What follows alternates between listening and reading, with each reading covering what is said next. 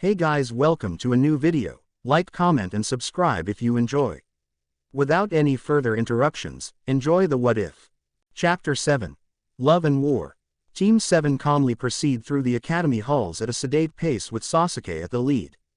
Being told by their sensei that they'd need to hold themselves back and help out the weaker genin in their age group put a bit of a dampener on their spirits. Sakura felt internally disappointed as well. Sakura had grown increasingly confident since being taken under Kakashi's wing, and she hadn't hesitated to join her teammates in participating in the exam. When Naruto had suggested that they set some new records, she was in full agreement and ready for any opportunity that might come their way. Their sensei had been sympathetic. He ultimately spent a good amount of time explaining that the majority of genin from their graduating class were clan heirs with little ambition for growing stronger at present, but are still important to the village as a whole due to their significant potential in clan-related Hiden Jutsu. The more people performing Hiden Jutsu, the more effective their teams would be in the grand scheme of the village. Weak they may be, but still stronger than the average genin team, and that made all the difference. Sasuke had rightly been of the mind that the Chunin exams are a competition. A crucible to determine who was fit to become a Chunin and that the other teams should damn well earn their right to compete instead of expecting assistance from those who put the hard work in to succeed. Naruto is a bit more in tune with the big picture, and cools Sasuke off with an acknowledgement that Team 7 are freaks of nature and clearly more powerful than anyone else Konoha has to offer in the way of genin. He follows it up with an agreement that the clan heirs should not be competing if they require help, but doesn't reiterate Kakashi's point of them having strong potential. He instead insists that maybe they didn't have all the information, and perhaps their parents were pushing for them to compete in order to wise them up to the brutal reality of shinobi that they hadn't seen in an entire 6 months of being genin. The pink-haired girl had been thoughtful at that. Maybe it isn't the fault of the clans or even the genin, but of their teachers instead. Sakura didn't know where they would be without Kakashi-sensei, but maybe she would see if they met their fellow graduates. Who else could claim having the legendary copy Nin as their teacher, after all? You there. Please wait. A boyish voice speaks to Sasuke as they pass more and more loitering genin. Sakura snaps out of her thoughts and sees another Konoha team. One of the boys wore a green jumpsuit and had the thickest eyebrows she'd ever seen. The boy next to him looked comparatively less eccentric but held the characteristic pale eyes of the Hyuga clan. An exasperated-looking girl stood behind them. She nearly grins when Sasuke starts to walk slightly faster.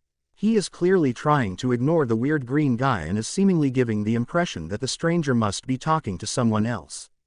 After 6 months, she has developed an understanding that there are very few people that Sasuke is willing to stop for in the street, and it's obvious that he's tired of sycophants talking him up and bullies attempting to establish a misplaced and unearned sense of superiority. Bowl cut. Frowns and steps in front of Sasuke. Sasuke-san. The boy is cut off when Naruto steps up and lightly pushes him out of the way. Uchiha-sama will not be taking questions at this time. You may direct inquiries to his agent, Hatake Kakashi. Move along, young man. Sakura can't help the snicker that escapes her. Just leave them alone, Lee. The girl with her hair done in buns says with a sigh. Don't bait, Naruto. Let's just get on with it. Sasuke is in no mood to play around with strangers. The Hyuga boy steps in this time. He seems to be more mild-mannered than Lee. My apologies for my teammate. He can be quite eccentric. I am Hyuga Neji. The one in green is Rock Lee, and she's Tenten. Yo. Tenten gives a jaunty wave. Nice to meet you. Sakura's eyes flitter to Naruto, and she sees a frown under his bangs at the presence of the Hyuga. Neji continues like he hasn't noticed. What Lee was trying to get at is, as fellow Konoha genin, it would be nice to watch each other's backs throughout the exam. There are more participants than ever from other nations, and it would be wise to ally in case they attempt to team up against us as they have done in the past. Sakura and Sasuke immediately turn to Naruto, whose serious gaze is unsettling to the other genin. His clan is scared that the Kumogakur genin are going to make another attempt on the Byakugan. Naruto translates stoically, and he seems clued in as to why I might want to team up as well. Neji looks slightly sheepish at the accurate guess. Well, that's one way to put it. But yes, the Hyuga clan has expressed concern that unscrupulous factions that are competing this time won't be able to behave themselves. I was also told of the extensive, criminal history of those nations against the Uzumaki clan. Uzumaki clan, Sakura mouthed to Sasuke, who seemed equally unsure. You don't seem as stuck up as the other Hyuga. Sasuke comments instead. Sakura feels that this particular assessment is true. There are too many snobby Hyuga in the village. Hinata not included. The influence of my father, I assure you. Neji's smile is kind and disarming. It clearly takes no effect on Naruto. He remains stern and focused. Well, I don't see why not. Sakura looks up at Naruto, deferring to him as the de facto leader of the team. No, Naruto refuses. Neji, Lee and Tenten all blink. As do Sakura and Sasuke. No, Naruto turns on his foot and heads in the direction they're meant to meet Kakashi. His teammates are puzzled but make no fuss for now. Lee springs in front of Naruto, stopping him from walking again. I dislike it when geniuses underestimate others. Lee states fiercely. Presumptuous of you to believe that we are underestimating you. Naruto looks down at Lee, who is a bit shorter than he is. Then why do you protest an alliance? Do you somehow believe that we would hold you back? Naruto remains cool-headed as usual when dealing with people like this. Don't put words in my mouth. We aren't obligated to give you an answer, either. Sakura admires Naruto's confidence. This, Lee, is huge for a genin, and the green spandex makes his muscle stand out even more. But Naruto is brave and decisive, and it doesn't hurt that Naruto is taller and just as built under the loose shirts he usually wears. She knows that Naruto would probably be more cooperative if Lee hadn't annoyed him, but giving the situation even a second thought made her understand that their secondary task in the exam should be kept on the down low. If more people know, it's more likely that the information would spread around. And information being passed around in a village full of foreign diplomats and competing shinobi about the weakness of the current generation of valued clan heirs would be very, very bad. Let's just go, Sasuke suggests tactfully. But the annoyance at the current situation combined with their orders had bled into his voice.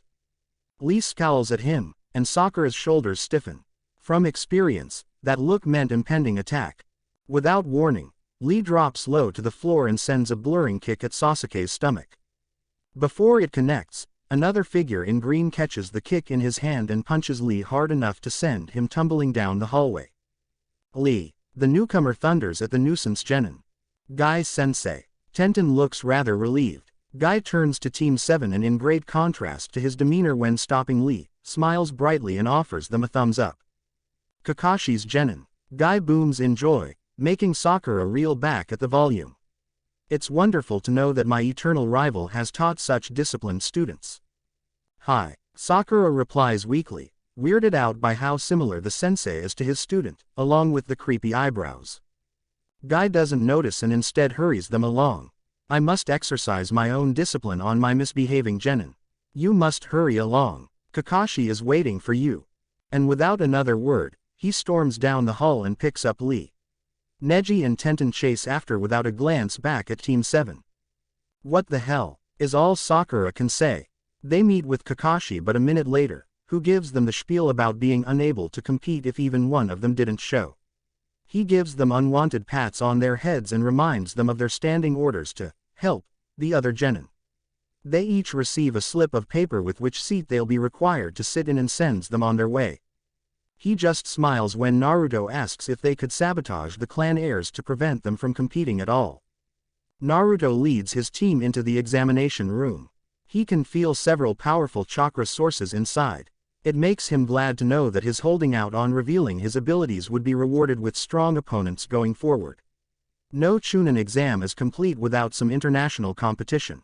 He opens the door and as he expected, there are dozens upon dozens of genin, ages varying greatly though most of them appeared to be barely older than he is.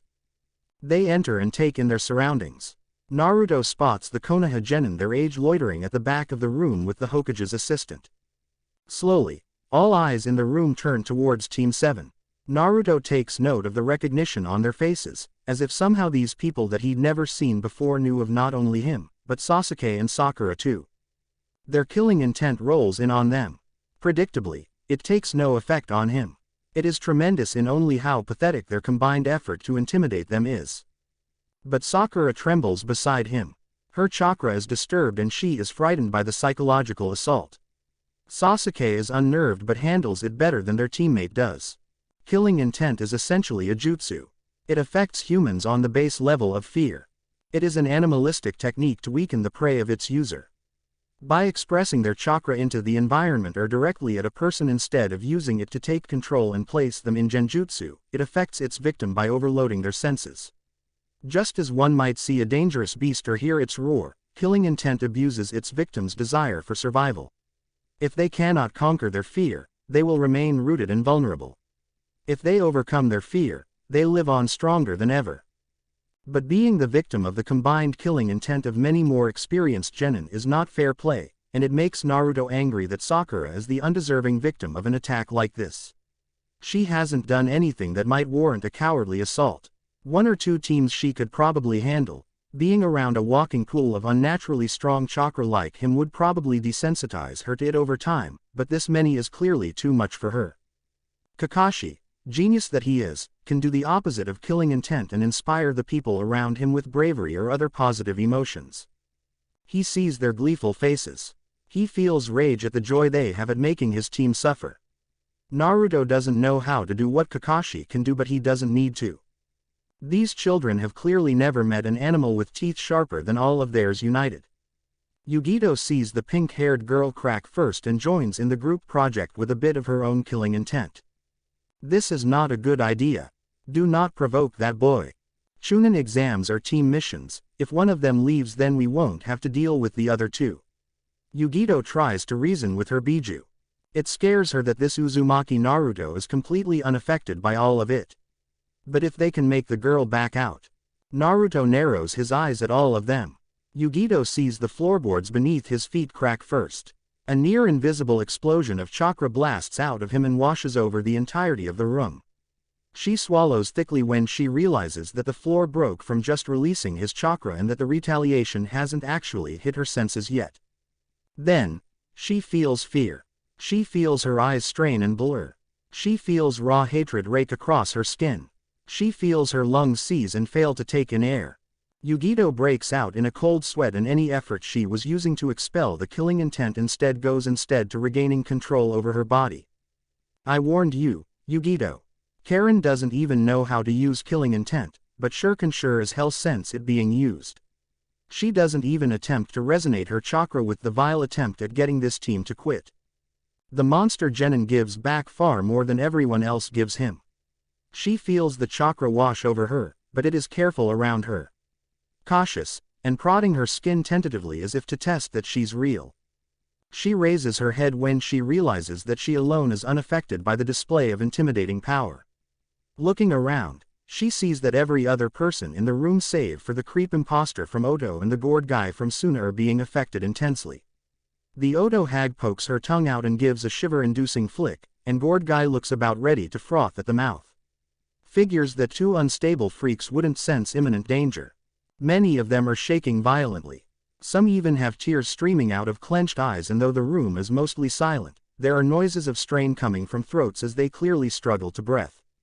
Why aren't you hurting me? Karin wants to ask when she looks at the monster. She sees him staring back at her.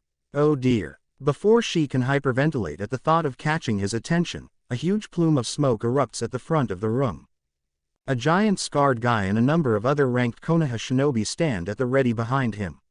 The scarred guy puts a hand on Naruto's shoulder, and in an instant, the killing intent vanishes. Karin breathes a sigh of relief. Naruto smirks openly when he feels the proctor reach out to him. He cuts the stream of the most vile emotions he can muster and turns to the man. Funny how you step in now. Where were you a moment ago when my teammate was being assaulted by this foreign trash? The proctor looks down at him unamused. I don't want my exam ruined before it even starts. Now find your seat. He gives a weak explanation for his choice. I don't see how that's my problem. Maybe I'll give them a little more. Thin out the weaklings so that you don't have to. Naruto's voice carries through the silence, and he is happy to note that every other genin in the room recoils at the suggestion. If you do, I will disqualify you. Now take your seat, genin. Come on, Naruto. Sakura tugs him arm nervously, and at least leads him into the gap between desks before he can indulge in another psychotic urge. "You're gonna rip my arm off." Naruto lies in an almost playful way. Sakura shakes her head at him and whispers before they part ways. "Thanks, Naruto. See you when we finish this stage." Naruto gives her a nod. Sasuke looks like he wants to say something to him, and the muscles around his eyes give away that he isn't going to take no for an answer if he does ask. But since they're short on time, Sasuke just swallows the bitter pill and looks as though he has resolved to ask later. Sasuke gives him a reluctant nod and separates as well. Naruto passes aisle after aisle and feels several peculiar chakra types on the way to his seat. Their chakra is so wildly different from normal humans that it is practically a broadcast to say, "Look at me." The two that stand out the most must be Jinchuriki. How exciting. It's almost enough to get his blood pumping at the thought of fighting and defeating a Jinchuriki for the first public display of his true power. They would be useful tools in springing him up into the role of international deterrent. But even more interesting to him are the two seemingly human sources of immensely strong chakra in the room. One of them is unlike any other human being. It pings at him as though it is normal, but normal chakra doesn't grow that powerful without extreme effort or tampering of the body.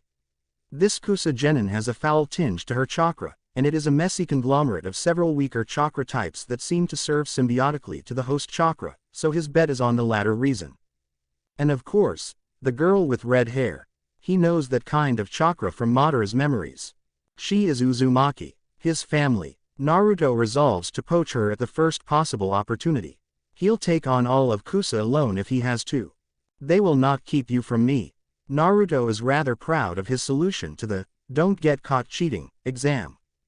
He does eventually realize that the exam can be beaten without so much as answering a single question, but that felt weak. Escaping from participating due to a technicality didn't seem like it was in the spirit of the exam. True, this stage isn't about cheating or espionage. It is about nerve and how well the genin could perform under pressure. The fact of the matter is, Team 7 would not break from an exam like this, and it wouldn't be rewarding to him if he just sat still for an hour waiting to win. But Naruto didn't have access to the tool that he would normally use, the Sharingan. He fully acknowledges that he isn't a reconnaissance-type shinobi. What would happen the day that he does need to pull some sly trick that the Sharingan couldn't do? Unlikely, but Naruto feels that the challenge of cheating without getting caught might give him a moment of inspiration that could help him in the future. He invents a ninjutsu on the spot. He fails several times trying to get it to work, but he isn't caught doing it once. Sogo Kawarimi no Jutsu, mutual substitution technique. The act of replacing an object with another in an altered form of the Academy-taught Kawarimi no Jutsu. Instead of using himself as the replacer, he would use two separate objects. After training in the use of his Kongo Fusa, he has gained better chakra control. The increased control allows him to reach out to another object and imprint it with his chakra, the same way one would to a log to substitute themselves with. The chakra is very thin and invisible to non-dojutsu wielders, and it is functionally the same as using genjutsu. He imprints his own paper and tries to swap it with another piece. Small as the paper is, the jutsu is significantly harder to use than the Academy Jutsu for the fact alone that he only just made it and has never practiced with it. Naruto does get it down eventually and swaps his paper with an indignant Rock Lee, who is seated several rows in front of him. The look on the annoying genin's face when he sees the blank paper with only a poorly drawn rendition of Naruto's face on it, truly made his day. An explosive introduction from the next proctor sends all of the remaining genin to the next stage of the exam. And so Team 7 finds itself waiting at the sign-in area for access to the 44th training ground, the Forest of Death. It's truly a sight to see. The entire forest is dark, blanketed with the foliage of massive trees. Wild birds sat on the surrounding chain-link fence, and the distinct noise of predatory animals from within could occasionally be heard. Pathetic. Naruto states openly but simply when all of the other genin give his team a wide berth. Naruto. Sasuke starts, and Naruto tries not to sigh at an impending interrogation. He instead goes for his immediate tactic when Sasuke is being annoying by being equally annoying. Wondering how I beat that test? Naruto's lips curl into a mocking rendition of smugness, as though he is some manga villain ready to spill the beans on his master plan. No, Sasuke shuts it down and looks too focused to jest with him. Rather boring to Naruto, who wants to maintain the good mood he's in for finally getting closer to a stage where he'd be able to use his Kekkei Genkai. Plus the happy feeling he had at inventing and using his own ninjutsu to beat the written test. Naruto just raises his brow and waves his hand in a "get on with it" gesture. I want to know about the Uzumaki clan. Damn it. Naruto curses that idiot Hyuga for giving everyone a clue to chase about him. Sakura is clearly interested too after being reminded of it. But saving him from the trouble is the unusual genin from Kusagaku. Not his Uzumaki, but the one with the messy chakra. He can't tell it's a male or a female. Oh my. The Uzumaki clan. The mystery genin asks in a rhetorical way. It approaches them fearlessly, which alone is enough to make Naruto suspicious. Don't butt in. Sasuke dismisses the wanderer. Kukuku. So cold Konoha-kun. Kusa Nin chuckles sickly. I am something of a historian. I cannot help but feel attracted to discussing a clan as legendary as the Uzumaki. It's rude to intrude, especially when you haven't introduced yourself. Maybe this Kusa Nin would be useful in distracting Sasuke long enough until the exam started. Oh, I'm sure that won't matter in the forest. The perpetual smile doesn't fade from his face. Sasuke grunts with a sneer.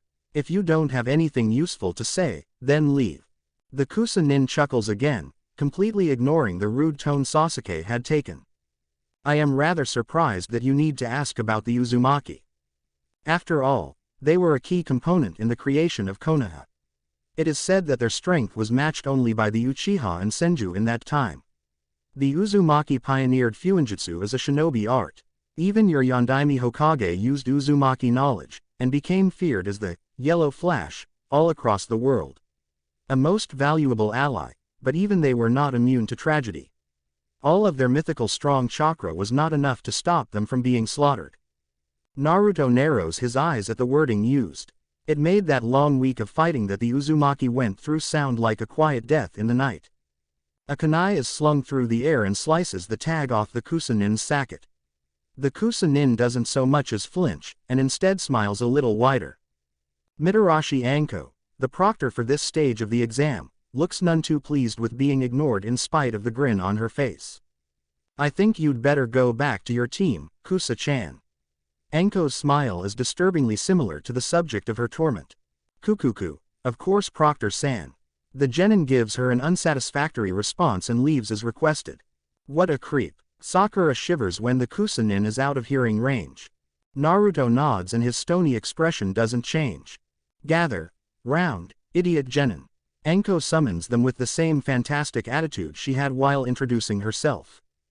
Team 7 does so while huddling closely, giving the illusion that they're the kind of team that keeps things to themselves. Mysterious enemies are more dangerous opponents when fighting at this level, so it is a tactical deterrent they use pre-exam stage that might come in useful if they come across other Konoha teams in need of assistance. After Naruto's display in the previous stage, enemy teams may be convinced to leave by their presence alone. Anko explains the rules briefly, and several people seem upset with the idea that they could be in there for 5 days. Line up. Each team will enter the tent and be given a scroll and a number for which gate they're starting at. Naruto leads his team into the tent and they are given the Heaven Scroll. You're making us run a marathon to get to our gate. Naruto's lip twitches irritably. Punishment for nearly spoiling my senpai's test 2 hours ago. Anko doesn't even hide her glee at genin suffrage. Anything else, stupid genin. Does your mother let you go out dressed like that? Not that I'm complaining. Team 7 is forced to flee from a hailstorm of kunai and sprint to their gate. The opening of the gates is synchronized via stopwatch. As soon as the padlock dropped, they dashed into the darkness of the forest. 1 day passes and Team 7 is taking a leisurely approach to this stage. They encounter some of the weaker teams, but they make no effort to kill them. Naruto demands only their scrolls in exchange for their lives. So they had obtained 3 Heaven Scrolls. The one they started with and the 2 they'd collected within the first day. We're developing quite the collection. Sasuke wears a sardonic smile. I sure hope we only get more Heaven Scrolls. Don't jinx us. Knowing our luck, that might just be what we get. Sakura doesn't like the idea of an impending procrastination to obtain their required scroll. But if we did get all of the heaven scrolls. A mite of mischief in Naruto's voice told Sakura that in any other occasion, he'd be glad to completely ruin the exam. Then no one would pass. Anyway, listen. Naruto's voice changes to something more serious, and it gains the interest of his teammates. There's this girl, a redhead who's wearing glasses. She's part of the other Kusugakure team. I'm abducting her. A few seconds of confused silence passes. What? Sakura shrieks at him. What the hell would you need to abduct someone for? She's an Uzumaki. I'm certain of it. Naruto appears dead serious. I'll grab her and keep her from Kusugakure by any means necessary. You know damn well it's not that easy. Sasuke retorts sharply. You can't just take a foreign kunoichi.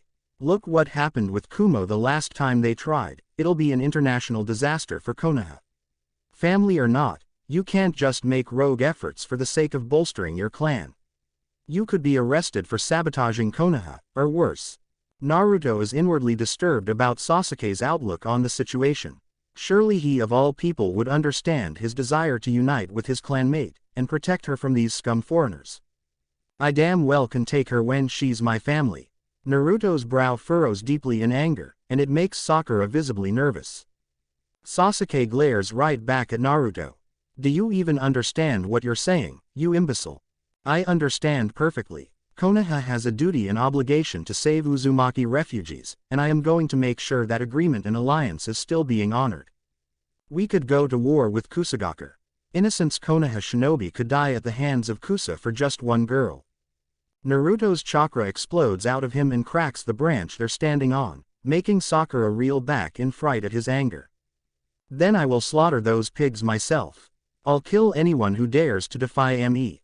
Sasuke grabs Naruto's shirt aggressively and looks him in the eyes. My brother murdered my clan to get what he wanted. An action like this will put innocent people on the line. Are you willing to have that on your conscience, Urk? Sasuke is cut off by Naruto picking him up by his neck in one hand, strangling Sasuke. Do not compare me to a traitor that murdered his family and betrayed his village. Naruto snarls viciously. My decision to save that girl does not just satisfy my desire to protect her, but it fulfills the agreement between the Uzumaki clan and Konoha, and strengthens Konoha by increasing the population of its premier clans and bloodlines. Her home is with her family, not in an enemy nation where she will be only of use in aiding the destruction of Konoha shinobi. Naruto throws Sasuke backhandedly into the trunk of the giant tree, right next to Sakura. Konoha has an obligation. What makes you think? Sasuke coughs weakly. That she even wants to be saved. What makes you think Konoha won't just cut you loose? You might be strong, Naruto, but you overestimate your value to this village. If the higher-ups think you're not worth the trouble, then you'll be all alone against the whole village. Sometimes people don't know what's best for them, and as the strongest it is my right to decide it. I am selfish enough to pursue my desires, and I will take on the whole world if I have to in order to get what I want. You're mad, Sasuke says in utter disbelief, while Sakura tends to him at his side.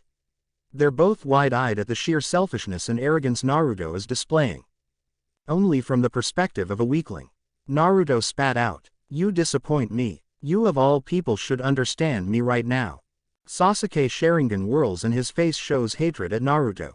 Naruto takes a few deep breaths while Sasuke isn't speaking and tries to calm down. Then, he senses a huge influx of futon chakra. He turns to see branches in the canopy of trees part rapidly by near-invisible force, but they are blasted apart and the moss growing on the tree bark rips off, signifying the approach of a jutsu too fast and powerful to conventionally counter. Get down. The jutsu slams directly onto their branch and shakes it so violently that it cracks and falls.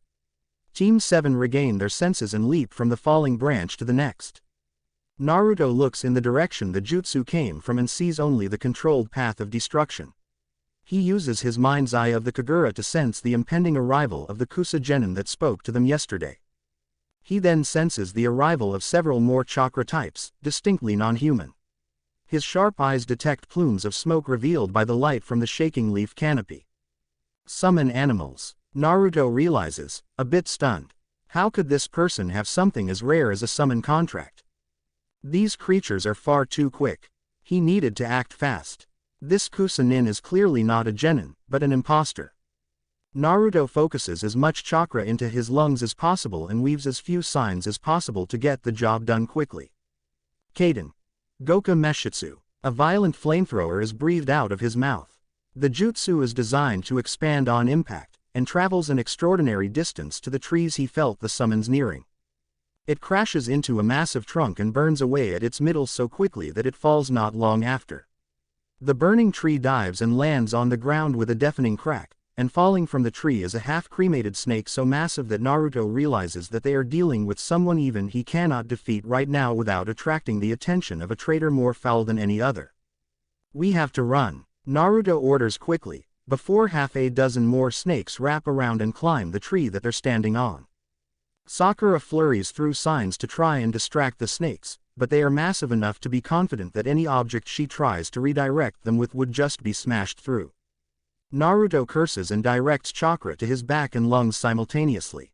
Two dense light blue chains sprout from under his hair. They are gilded with a thin veneer of gold chakra, and their tips sported pointed dragon heads with glowing gold eyes. They spear into the head of a snake each. The snakes are effectively nailed to the tree before they can strike. The adamantine sealing chains function as negation or conduit of fuinjutsu instead of ninjutsu, so it dispels the two summons without more effort required. Sasuke wildly fires off his Hosenka no Jutsu and Naruto tries Ryu and Hoka. The cunning snakes learn from the failure of the previous two and travel on the underside of the branch using chakra, not unlike the tree walking exercise. Naruto recalls his chains back into his body. Go. Now. They leap from branch to branch with as much speed as they can. The tree they leaped already has a snake climbing up it and meets them before they can run again. Naruto sends another chain with blinding speed at the head of the snake from his palm, but just as it is about to connect, a human hand reaches out of the snake's mouth and grabs the chain behind its dragon head. A familiar figure climbs out of the mouth of the snake, covered in slime. There is only one shinobi with that kind of affinity to snakes. Kukuku, Naruto-kun, I see that your Uzumaki blood runs true. The Kusa-nin flicks its long tongue in disgusting pleasure. Orochimaru. Naruto tries to retract his chain back into his body. The snake Sanin whips the chain and yanks Naruto off the edge of the tree branch. He then lets go of it before Naruto is pulled towards him. Futon. Daitapa. Orochimaru seamlessly blasts Naruto with wind the same strength as the first assault. Naruto barely has a second to breath before it slams into him, and his chains aren't quick enough to latch onto something. With no solid ground to stick to, Naruto is sent flying away and deep into the darkness of the forest. Now, Orochimaru tastes the fear exuded by Sasuke and Sakura on his tongue. They are rooted to the spot in terror. Where was I? Kukuku. Naruto lands too far from the battle to be effective. He slams into a tree with such velocity that he can't help but wheeze in pain. Nothing is broken but his whole back is going to be bruised. He shakes it off as best he can and deftly drops to the forest floor. He tries his best to conceal his chakra signature to attempt a surprise rescue of his teammates. 6 giant snakes have caught his scent however, and are completely unaware of his disguised chakra. I can't beat these without more power. Naruto feels disgusted in himself for his inability to combat these summons. He has no choice. He can't save Sasuke and Sakura in an acceptable time frame if he doesn't use his full power. Any delay will jeopardize their lives. Naruto activates his Sharingan and activates a jutsu with his left eye. Amaterasu. He lets the black flames disintegrate their target, and controls another snake to eat the other. Naruto frees his chakra from the stranglehold he has kept on it and unleashes it in full force. Orochimaru retracts his fangs from the screaming Uchiha.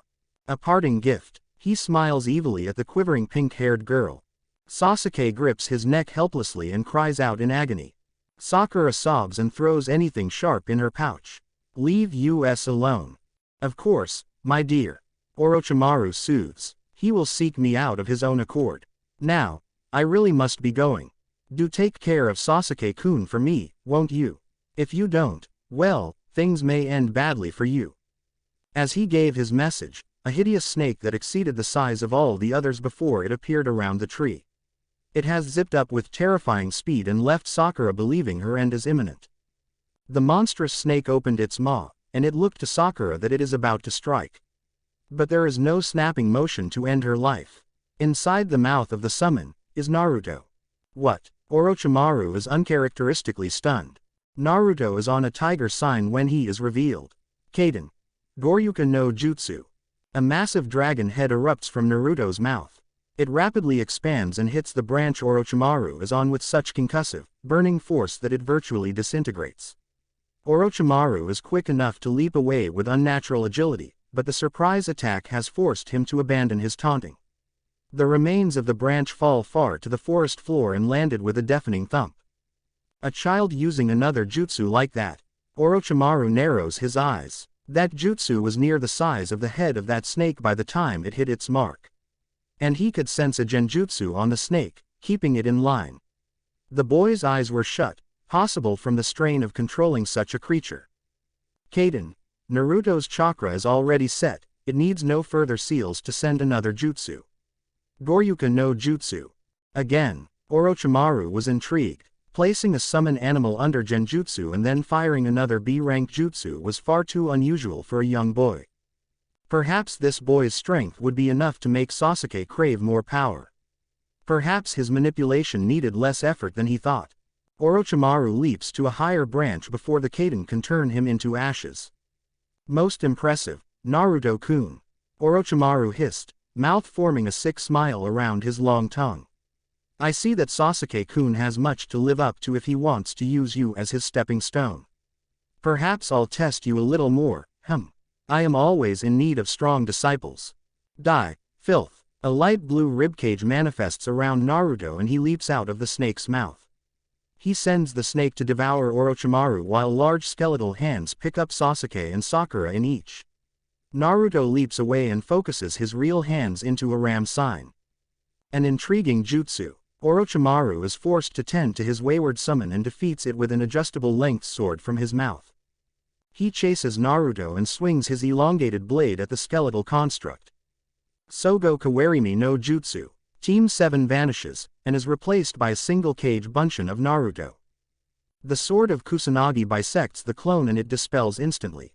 Orochimaru smiles. A most interesting child you are, Naruto-kun. Naruto cuts all flow to the Sharingan and his Susanoo fades away. He instead throws up a sphere of chains around the team. A thin translucent barrier forms between them. The chains and barrier take on the flow of what chakra is he currently emitting, and so the sphere hides their chakra signatures from enemy teams and more importantly, Orochimaru. The Sannin is out of sensory range, meaning that they're safe for now. But the noise coming from Sasuke escapes his rudimentary barrier. He wraps a kunai hilt with the sleeve of his shirt and puts it into Sasuke's mouth to try and muffle the noise. Sasuke bites down on it and after a few minutes, passes out. Sakura is barely lucid and sobbing loudly. Sakura, listen to me. Naruto puts his hands on the sides of her face and makes her look at him through her hyperventilating.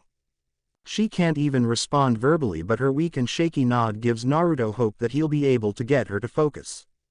I need you to diagnose Sasuke with medical ninjutsu. Figure out why he's hurt. Focus on him. With a weak nod, she shakily weaves slow signs and sprouts misty green chakra in her palms. He hands roll over Sasuke's head, bite wound and some kind of juinjutsu on his shoulder. I don't know. She is breathing heavily and starting to panic. I don't know what's wrong with him.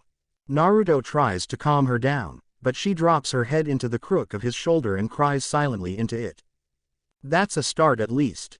Naruto maintains the barrier for a full day. But even his monstrous reserves began to wane. Damn it. Naruto curses as the barrier begins to fizzle. He retracts the chains to conserve what remains of his chakra. The mutual substitution he'd performed with his clone had chewed up a massive amount of his stamina and chakra. The range at which he'd done it did not make it easier. The Mangekyo Sharingan had strained him more, and the adamantine sealing chains are not some passive pretty light show either. Every link is a jutsu that consumes chakra to maintain. The gel food rations he'd been eating weren't enough to help him regain chakra at the same rate he was using it. At least Sasuke, in his unconscious state, is still instinctively able to swallow them when placed in his mouth. Naruto hoped the gel mixture would help to hydrate Sasuke but he knew they'd need to find water soon. The fever he is developing can only be staved off briefly by Sakura, and she doesn't have anywhere near the amount of chakra needed to prevent Sasuke from falling ill. He hadn't slept since the attack. But Sakura has recovered mentally and offers to keep watch. Sleep, Naruto? Sakura asks of him. Naruto gazes into her green eyes with his own grayish ones. He's liking the idea of sleep more than ever. Wake me when you need me. Naruto's head drops into her lap. Sakura brushes his bangs out of his face and places him down gently with a fond promise on her lips. I will. Naruto wakes to the sound of pain screaming. He jolts up and sees Sasuke pulling on the arms of an Oto genin. Sakura is trying to convince him to calm down. No wonder she hadn't tried to wake him up. She's asking about what the hell these guys have to do with Orochimaru. A connection. Sasuke is clearly delirious. There is a black flame pattern on Sasuke's body. And his chakra is far stronger than before. Did that Juin increase his strength? Sasuke pulls the Oto genin's arms out of their shoulder sockets, leading to more helpless screaming. We give up. The other male genin on their team surrenders. Please, take our scroll and we'll leave in peace. It's an earth scroll, which is nice. Sasuke only lost one of their heaven scrolls trying to get Orochimaru off their back. Naruto kept the other two in his pouch, so they have at least one complete set. The Oto genin all flee and Naruto swipes the scroll up off the dirt. Guess we can count ourselves lucky with this one. Naruto says mostly to himself, appreciating the karma at being put against someone like Orochimaru and being rewarded with what they needed to advance. Sakura, are you alright? Naruto looks at the disturbed and tired girl. He can sense some vulture genin around them, although they appear to be refraining from interacting with them. Before Sakura can answer him, Sasuke glares him down with his Sharingan. The black pattern on his skin whirls and covers more of his body. And then Sasuke attacks him. Naruto is forced to cartwheel backwards to avoid a furious flurry of kicks and punches at a speed that Sasuke had never been capable of previously.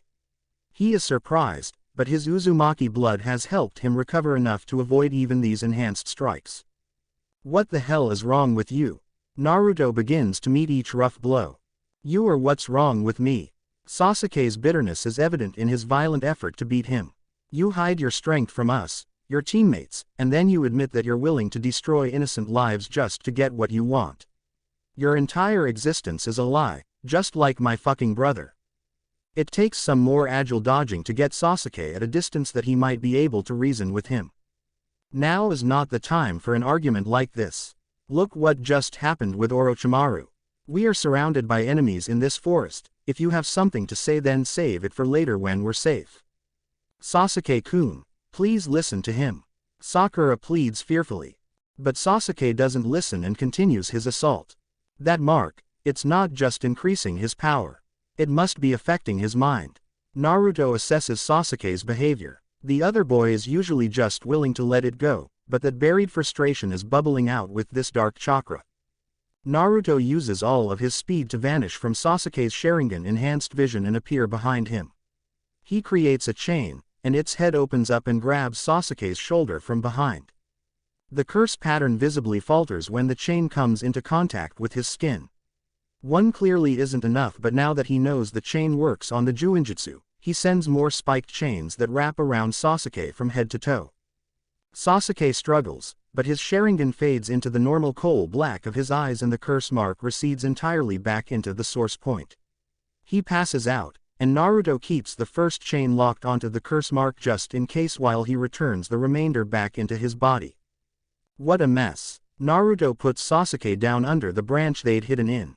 Sakura, get some sleep. Sakura agrees and collapses immediately, trusting in Naruto more than in herself. You lot hiding in the bushes. If you're not here to give me help, then leave. Naruto calls out teams 9 and 10. More chains spike out of him and create a barrier sphere around Team 7. Rock Lee jumps down from the branch he'd been spying on. Neji and Tenten follow behind him. Team 10 approaches much more cautiously and maintains a firm distance between them and everyone else. Despite Ino's worry for the condition of Sasuke, she makes no move to get closer and instead quivers pathetically on the spot. What is this? Neji looks at the barrier using his Byakugan. A Kekkei Genkai. Naruto gets straight to the point. One that channels the properties of Fuinjutsu. That's unheard of. Neji seems fascinated while his female teammate looked envious. You could say that the Uzumaki clan were capable of many unusual things. He makes no effort to explain further. Not capable of staying uninjured clearly. Lee taunts, still sore about Naruto's switcheroo during the written portion. Don't be rude, Lee. Neji hisses at him. Naruto looks irritated. I wonder if you'd be so cocky when forced to face Orochimaru, one of the most legendary shinobi to be produced by Konoha in recent history. He went easy on us and we still ended up like this. He could have killed us if he wanted to. The traitor. Neji looks stunned and disbelieving. You can't be serious, what would he be doing here of all places? You can ask the Hokage. She'll know better than anyone at this point. Naruto doesn't much feel like explaining the possible connection between the intel they gathered on Otogakure and Orochimaru's appearance, especially when he doesn't know all of the facts. Naruto barks loudly at the Shire group. Why yeah, Shikamaru asks back hesitantly. What scroll do you have? And do not lie to me. Earth. Shikamaru replies guilelessly. Naruto throws one of his heaven scrolls out of the barrier, which flickers off for a split second to let it pass through. Pick it up and go to the tower. Don't trip and fall on something sharp on your way there. Team 10 gulp at Naruto's annoyed voice. Thank you. And then they run away. He then turns to Neji. I take it that you don't need a scroll seeing as you didn't just steal that one.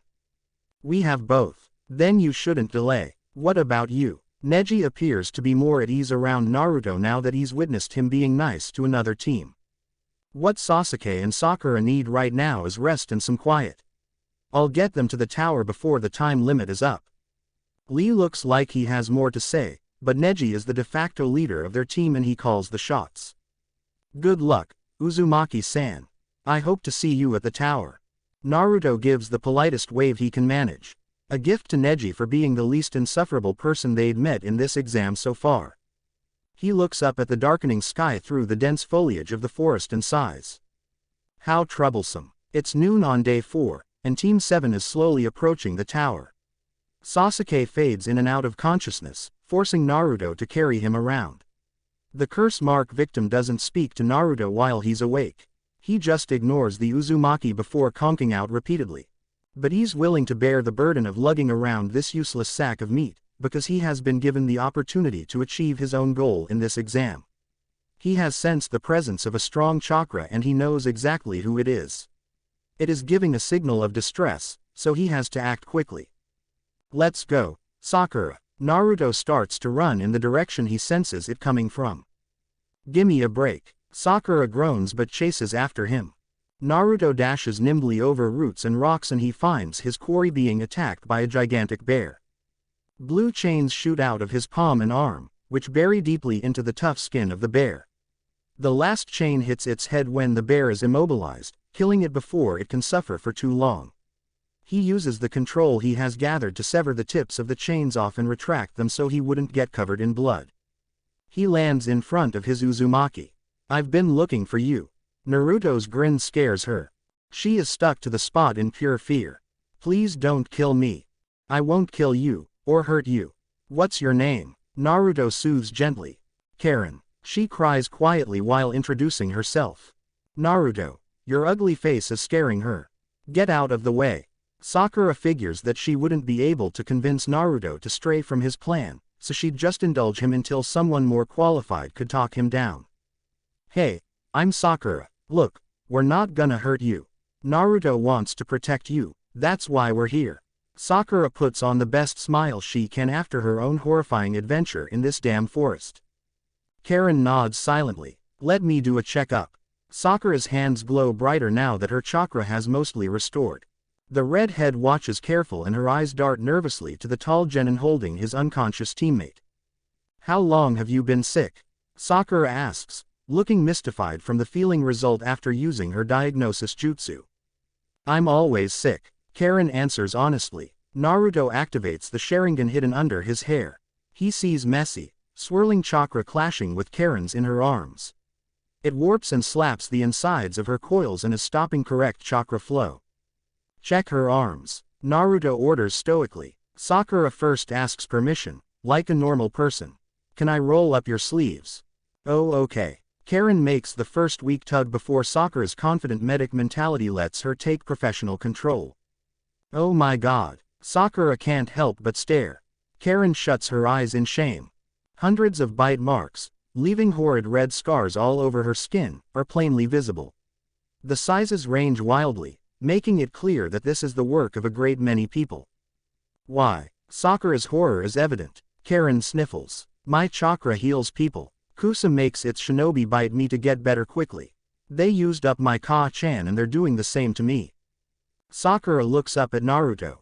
His face is blank as stone. Now she's on board to liberate this girl from Kusagakure. I can stop the infections. I'll purge the foreign chakra slipping into your system every time you've been bitten. You just need to never let anyone bite you again. Sakura gives her a standing order. I don't have a choice. Bitter tears steam from her eyes. You do now. Naruto insists. Karin looks up at him this time. The reason that your chakra has potent healing properties is because you possess the blood of the same clan that I hail from. You are an Uzumaki, and so was your mother by the sounds of it. You belong here, with me. Your family. Uzumaki. Karin's unsure repeat of the word sounds lost, as if she is trying to remember something. How can you be so sure? Naruto frowns deeply. You really don't know. The redhead shakes her head. Our chakra is similar. I used a sensory jutsu that is exclusive to our clan to determine that you are an Uzumaki. It's called Mind's Eye of the Kagura. My Ka-chan told me that. Karin's back straightens, memory coming to the forefront of her mind. My Ka-chan taught me that. Naruto smiles brightly, seeing that his wayward clan member is starting to see things his way. The Uzumaki clan also had a reputation for having vibrant red hair. Something that skipped a generation in me, but it looks like you inherited the same beautiful hair that my mother had. Karin grabs a fistful of said vibrant hair, looking between him and the ugly hair that she'd never been complimented for in her life. She bites her bottom lip. Naruto puts Sasuke down gently with Sakura's assistance. Uzumaki Karin. Naruto kneels and puts his arms out. The name is oh so right. Naruto's chakra unseals slowly, letting Karin feel up close just how similar their chakra is. She crawls to him, hoping it's all not some cruel dream or illusion. Naruto lets her feel his arms and the chakra that exudes from it. Her own chakra resonates with it, making splashes of light blue chakra flick off their skin joyously. Welcome home. She throws her arms around him and sobs into his chest. I swear I will protect you. Karin remains glued to Naruto for their short journey to the forest tower. Sakura tries not to be bitter at all the positive attention the girl was getting from a handsome guy like Naruto, while she is stuck with the moody Uchiha. Sasuke doesn't so much as speak to Naruto or even her, and she just silently keeps one of his arms over her shoulder while they walk at a sedate pace up the short flight of steps to a door. What if they say no? Then I'll find somewhere else that we can be together. Karin melts at Naruto's words. She quickly discards the Kusa forehead protector and leaves it littered on the cold ground. Sasuke's fist clenches, but he still refrains from speaking. They make their way in through one of the many surrounding doors and come across a riddle written on the wall. It's quickly figured out that they need to open the scrolls in order to progress. Yumino Iruka appears from their scroll to congratulate them for completing the stage. He sasses Naruto on his abduction of an enemy shinobi, and Naruto is tired of people giving him the good argument when he has definitely decided to be bad. Killing intent erupts from him and silences Iruka, who is forced to let them pass and run off to tell someone stronger than him. And unfortunately, he had time to go and find the Hokage herself, who is present to watch the next part of the exams. You and I will speak. Now. Naruto tugs Karin along with him, and Tsunade leads them to a private basement floor.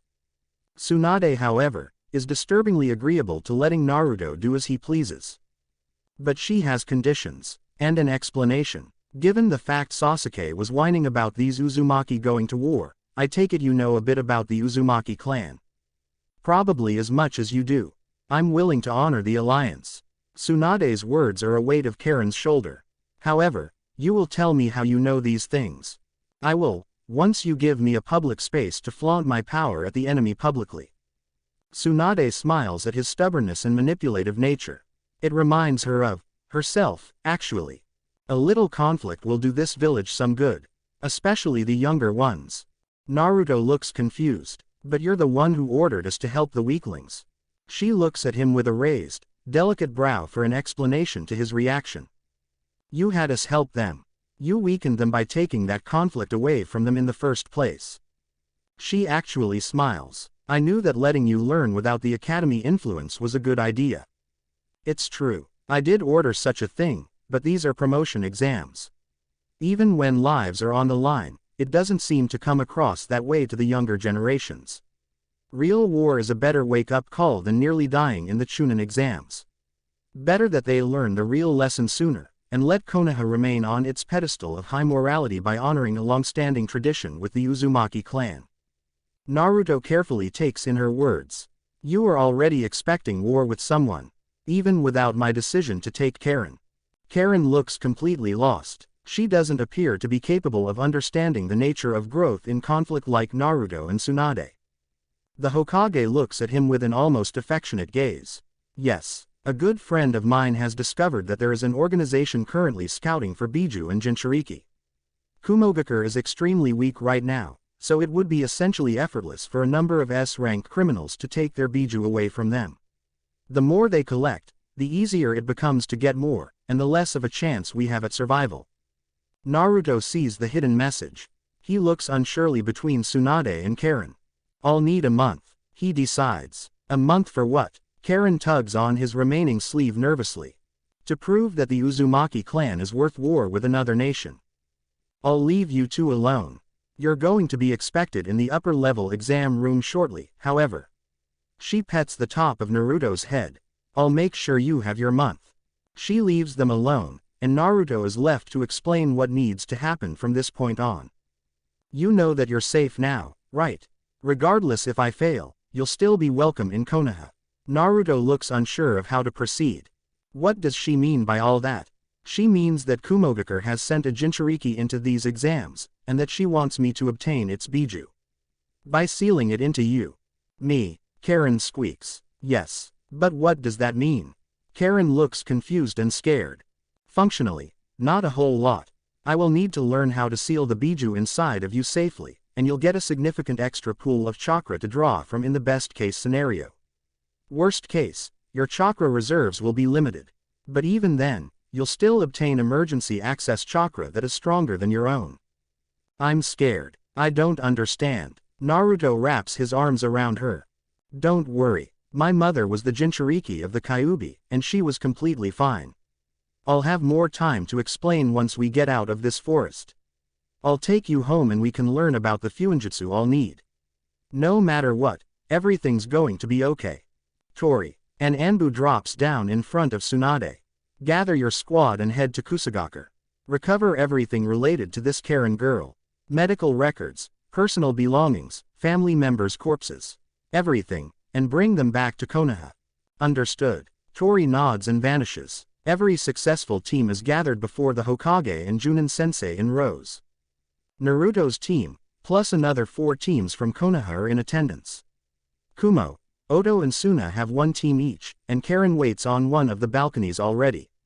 Her former Junin Sensei is nowhere to be found, so Naruto figures that Tsunade must have already acted on his behalf before he could cause more trouble than strictly necessary.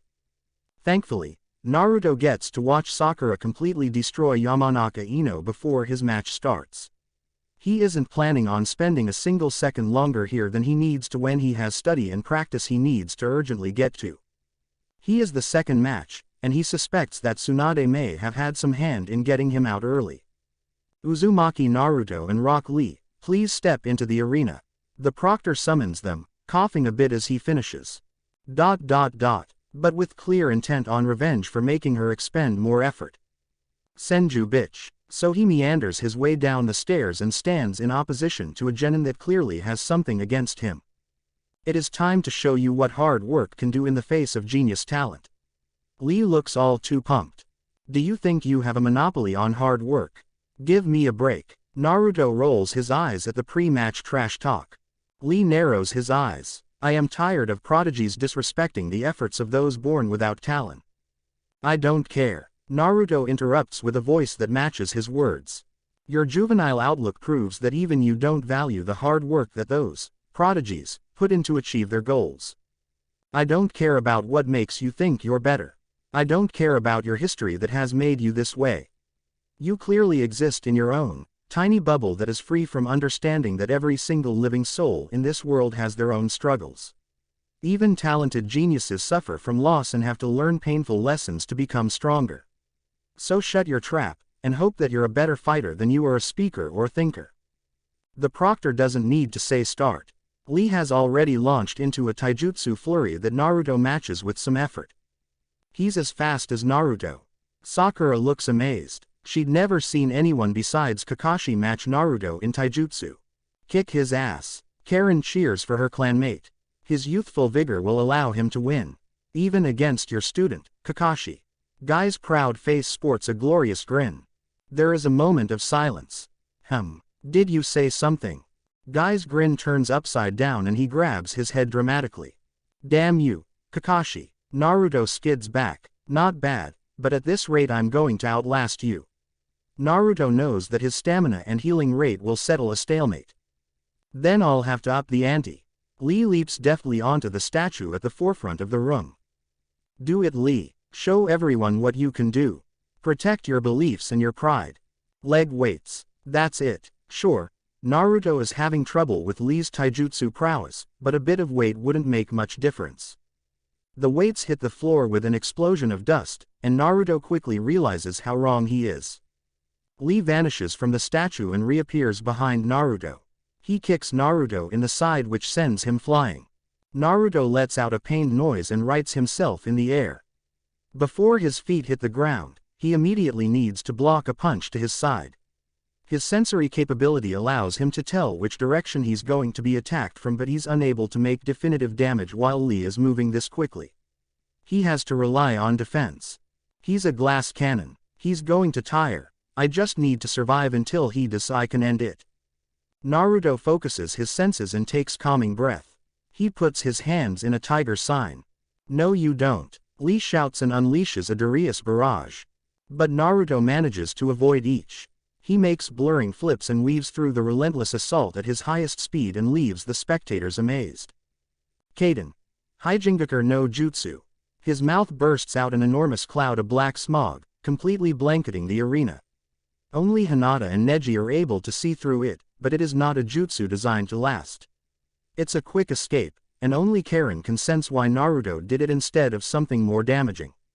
She's not spilling the beans on the trick, however. While hidden in the smoke, Naruto weaves several more hand signs into a variant of one of his own unique jutsu. Futon. Shinku Tobakomu. Wind release. Vacuum dive. The same jutsu he'd used in Nami to save Sasuke, only this time it's a sustained version. The wind swirling around his form will boost each movement he makes with speed, and can be thrown off of his body in a last-ditch blast for the sake of making distance between him and Lee.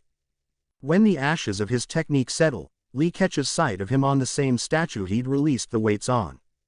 Guy's student makes no hesitation in attacking again, but with Naruto's now enhanced speed, he's too hard to catch. His evasiveness will eventually wear Lee down if he doesn't try something else. I will not lose here. Especially not to you. He takes an unfamiliar stance. And unknown to everyone but him in the room, the chakra-disguised ornamental statue with glowing red eyes in the corner is copying every move. Lee continues his grating monologue. The lotus will bloom, and I shall be the victor. Kaiman, human, Kai. Hachiman. Naruto is amazed, but knows that his life is on the line if he doesn't act fast. Kaden. Ryuin Hoka no Jutsu. 5 dense flames take the form of dragon heads. Lee dodges effortlessly with his dramatically enhanced speed. The jutsu leaves huge craters from their concussive and burning force in the arena flooring. Not yet. Lee stands still for a moment. Simon, Shoman, Toman, Kai. 5 gates. If he gets me, he'll damage me too much for me to heal it off. I'll die. Lee vanishes. Naruto can't keep up at present. He gets bounced around the room like a rubber ball before he realizes what's happening. His insides are being brutalized without a moment's rest to heal them. Naruto launches as many chains as possible out of his body in order to suspend himself in the air. He manages to form a weak and choppy barrier around himself and launches into a flurry of hand signs. Lee destroys the barrier with a punch and wraps his wrist bandages around Naruto's waist. Now, there is nothing between them. Even his chains are too slow to stop the impending assault. I need to time this perfectly. Ura Renge. Lee's final move connects, sending Naruto into the ground and causing a devastating explosion of dust. For a moment, no one can see anything, until Lee comes tumbling out of the cloud at the far end of the room. Looking scorched. His muscles are visible on one side of his body. His skin looks like it has been blasted off, and only his face is unharmed. It looks like he was the victim of an overpowered exploding tag, but the lack of a body in the crater left in the wake of his attack has made it all clear. Bunshin Daibakua. This fight is over. The statue in the corner of the room dispels its transformation, revealing an extremely injured Naruto who's substituted with the transformed Kage Bunshin. Hee hee. Ha ha ha ha. Naruto's exhilarated laughter is the only noise that is heard in the silent aftermath. Naruto vomits up blood and crawls on his knees for a moment, but even his injuries are incomparable to Lee's. The winner is Uzumaki Naruto. The coughing proctor announces. A trio of medics run to Naruto and the remainder to Lee. But Naruto is already standing up. His grazes and cuts from slamming into the stone floor are steaming and closing themselves. His face develops bruises and swelling before they shrink and return to his normal light skin tone. Lee has been removed from the room. In the 10 minutes it took to prepare him for transport and for Naruto to walk back up the balcony to his Uzumaki, he had nearly healed from his fight with Guy's protege. You're unreal. I was scared. Karin throws her arms around him. Naruto's ribs are broken and he lets out a guttural noise of pain from his throat. The medics take him away to tend to his broken bones and Karin follows. Neither see the following fights. Every genin in the room looks like they don't understand what just happened. Kurenai and Asuma are becoming increasingly unsure about having their teams participate. As do their students. Kakashi doesn't feel any closer to unraveling the mystery of his sensei's son. And the Hokage simply smiles. Thank you for watching. If you enjoyed the video, be sure to like, comment and subscribe, as well as checking out the author on fanfiction.net.